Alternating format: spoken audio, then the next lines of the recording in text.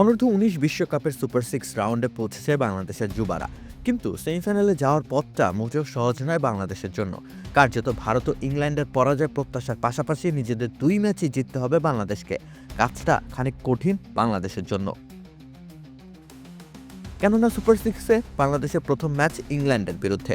তবে সমস্যা সেটাও না। প্রথম রাউন্ড থেকে বাংলাদেশ খুব বেশি পয়েন্ট ক্যারি করে নিয়ে যেতে পারেনি সুপার 6 রাউন্ডে।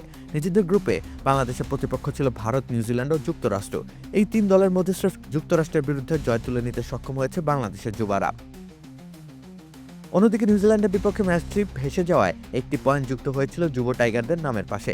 বিশ্বকাপের এবারের নিয়ম অনুসারে সুপার 6-এ পৌঁছানো দলগুলোর সাথে ম্যাচ থেকে প্রাপ্ত পয়েন্টই যুক্ত হবে সুপার 6 রাউন্ডের শুরুতে। এর ফলে বাংলাদেশ ও নিউজিল্যান্ড 2 দল একটি করে পয়েন্ট নিয়ে পৌঁছেছে সুপার 6-এ। ম্যাজিক হার্বাল টুথপেস্ট দূর করে দুর্গন্ধ সৃষ্টিকারী দাঁতের সমস্যা। ইয়েস, দেখাও তোমার ম্যাজিক।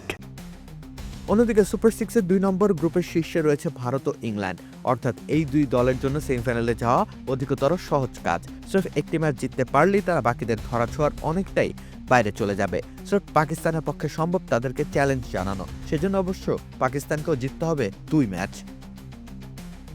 অন্যদিকে বাংলাদেশ যদি নিজেদের হাতে থাকা 2 ম্যাচে জয়লাভও করে, তবে তাদেরকে তাকিয়ে থাকতে হবে ভারত, পাকিস্তান ও ইংল্যান্ডের দিকে। কেননা 2 ম্যাচ জিতলে বাংলাদেশের যুবাদের পয়েন্ট হবে 5। সুতরাং কার্যত বাংলাদেশের যুবাদের বিশ্বকাপের যাত্রা শেষ। তবে সুপার 6-এর 2টো ম্যাচ জিতে একটা স্টেটমেন্ট রেখে যেতে চাইবে টাইগার যুবারা। এবার পারেনি, তবে হাল ছাড়িনি। রাকিব হোসেন রুম্মান, খেলা 71।